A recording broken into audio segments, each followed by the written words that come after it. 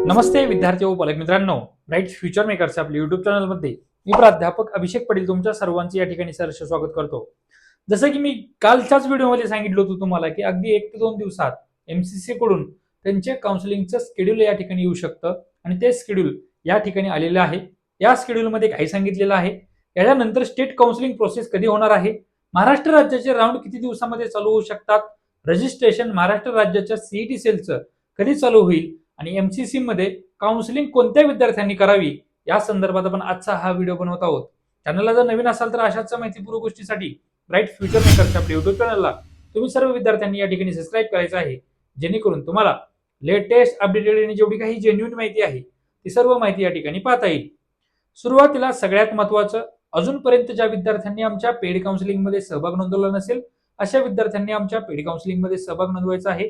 Paid counselling मध्ये सहभाग नोंदवल्यानंतर एकाच फीज मध्ये, म्हणजे जी फीज आम्ही स्टेट कोटेला घेणार आहे त्याच फीज मध्ये तुम्हाला आम्ही सेंट्रल काउन्सिलिंग प्रोसेस सुद्धा करून देणार आहे। त्याच्यामध्ये एमबीबीएस बीडीएस साठी एमसीसी काउन्सिलिंग आणि बीएमएस बीएचएमएस साठी A22C CCC काउन्सिलिंग प्रोसेस आम्ही एकाच फीज मध्ये तुम्हाला करून देणार आहोत।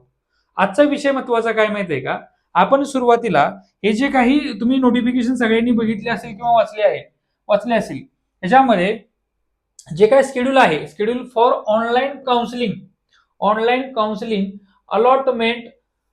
Allotment process for NEET 15% AIQ and 100% deemed university, central university, AIIMS institutes, JIPMER, Pondicherry आणि फॉर एमबीबीएस बीडीएस आणि BSc nursing course for the academic year 2026।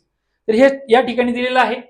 याच्यामध्ये verification of tentative seat matrix by participating institutes जे आहे, ज्या institute participating करणार आहेत त्यांच्या जे काही सीट मॅट्रिक्स आहे ते आपल्याला 4 ऑगस्टला या ठिकाणी पब्लिश होणार आहे। नंतर रजिस्ट्रेशन आणि पेमेंट 5 ऑगस्ट पासून रजिस्ट्रेशन चालू होणार आहे, ते 12 ऑगस्ट पर्यंत चालू असणार आहे, up to 3 PM। 12 August 3 PM पर्यंत सर्व्हर टाइम आहे, त्याच्यापर्यंत तुम्ही काय करू शकता, रजिस्ट्रेशन करू शकता आणि चॉईस फिलिंग करू शकता। चॉईस फिलिंग आणि लॉकिंगचा जो टाइम दिलेला आहे तो 6 ऑगस्ट पासून ते 13 ऑगस्ट पर्यंत दिलेला आहे, तो पण सकाळी 11 वाजेपर्यंत तुम्ही काय करू शकता, सर्व्हर टाइम मध्ये तुमचा चॉईस जो आहे तो लॉक करू शकता। चॉईस लॉक नाही केली तर ऑटो लॉक होऊ शकते चॉईस तुमची। नंतर प्रोसेसिंग ऑफ सीट अलॉटमेंट कधी असणार आहे बाळांनो, 13 ऑगस्ट ते 16 ऑगस्ट याच्यामध्ये सीट अलॉटमेंट होणार आहे। रिझल्ट जो असणार आहे फर्स्ट राऊंडचा एमसीसीचा तो 17 ऑगस्टला असणार आहे बाळांनो। 17 ऑगस्ट मध्ये फर्स्ट राऊंडचा रिझल्ट लागण्याची शक्यता आहे आणि रिपोर्टिंग आणि जॉईनिंग जे आहे ते 18 ऑगस्ट पासून ते 22 ऑगस्ट पर्यंत दिलेलं आहे आणि verification of the joint candidates data by institute काय आहे तो 23 ऑगस्ट पर्यंत या ठिकाणी काय होणार आहे, तुम्हाला तुमचा डाटा व्हेरीफाय होणार आहे आणि फायनल तुमचं ऍडमिशन कन्फर्म या ठिकाणी होणार आहे। ते शेड्यूल जे आहे एमसीसीचं शेवट शेड्यूल कितपर्यंत दिलेलं आहे लक्षात घ्या बाळांनो। लास्ट जो डेट आहे ऍडमिशनचा एमसीसीचा म्हणजे मॉपअप राऊंड स्पॉट राऊंडचा तो टाइम पण या ठिकाणी मी तुम्हाला सांगतो। तो टाइम जो आहे तो साधारणतः लास्ट डेट म्हणजे लास्ट व्हेरिफिकेशन जे होणार आहे सीटचं ते 27 सप्टेंबरला, लास्ट ह्याला online last day vacancy round म्हणतो आपण त्याला, आणि त्याचा जो लास्ट डेट आहे रिपोर्टिंग टू कॉलेज तो साधारणतः 4 ऑक्टोबर ते 10 ऑक्टोबर पर्यंत होण्याची शक्यता आहे।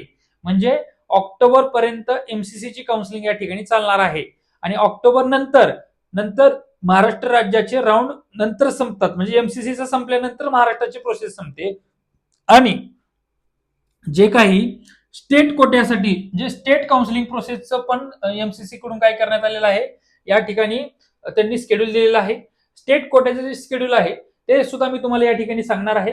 यामध्ये तुम्हाला मी दाखवतो की कशा पद्धतीने स्टेट कोट्याचं पण असणार आहे आणि स्टेट कोट्याचं जे काही एमसीसी कडून जे शेड्यूल आलेलं आहे त्याच्यामध्ये लक्षात घ्या, ऑल इंडियाचा जो आहे तो 4 ऑगस्ट ते 17 ऑगस्ट पर्यंत राऊंड आणि चालणार आहे, हे 23 ऑगस्ट पर्यंत चालणार आहे। मी तुम्हाला सांगितलं आहे स्टेट काउन्सिलिंग म्हणजे महाराष्ट्र राज्याचे असू द्या किंवा इतर कोणत्याही राज्याचे असू द्या, स्टेट काउन्सिलिंग कधी चालू होणार आहे 13 ऑगस्ट ते 22 ऑगस्ट आणि 29 ऑगस्टला त्याचा रिझल्ट किंवा 29 ऑगस्टला फर्स्ट राऊंड जो आहे तो जॉईन करायचा आहे। म्हणजे याचा अर्थ काय निघतो, म्हणजे समजा 13 ऑगस्ट पर्यंत विद्यार्थ्यांना चॉईस फिलिंग करायची असेल किंवा 13 ऑगस्ट पासून 22 ऑगस्ट पर्यंत त्यांना हे करायचं असेल, काय म्हणतात त्याला, रजिस्ट्रेशन करायचं असेल, महाराष्ट्र राज्याचं असेल किंवा इतर कोणत्याही राज्याचं, तर स्टेट काउन्सिलिंगचं शेड्यूल जे आहे ते एमसीसीचा राऊंड फर्स्ट चा राऊंड फर्स्टचं काउन्सिलिंग प्रोसेस पूर्ण झाल्यानंतरच महाराष्ट्र राज्याची किंवा इतर राज्याची फर्स्ट राऊंडची काउन्सिलिंग तुम्हाला या ठिकाणी करता येणार आहे. त्यामुळे या महिन्यामध्ये लक्षात घ्या बाळांनो, 13 ऑगस्ट पर्यंत तुमचं महाराष्ट्र राज्याचं काय होऊ शकतं, महाराष्ट्र राज्याचे फॉर्म या ठिकाणी चालू होऊ शकतात आणि साधारणतः 20 ऑगस्ट पर्यंत महाराष्ट्र राज्याचे फॉर्म तुमचे संपून जाऊ शकतात. त्यामुळे ज्या विद्यार्थ्यांकडे डॉक्युमेंट्स नाही आहेत, कास्ट व्हॅलिडिटी रिसिप्ट आहे चालते, 6 महिन्यापर्यंत कास्ट व्हॅलिडिटी रिसिप्ट चालते, इतर कोणतेही डॉक्युमेंट तुमचे काढायचे राहिले असतील किंवा काही डॉक्युमेंट्स मध्ये तफावत आढळलेली असेल तर 13 ऑगस्ट पर्यंत तुम्ही आमच्याकडून तुमचे सर्व कागदपत्रे व्हेरीफाय करून घ्यायचे आहेत.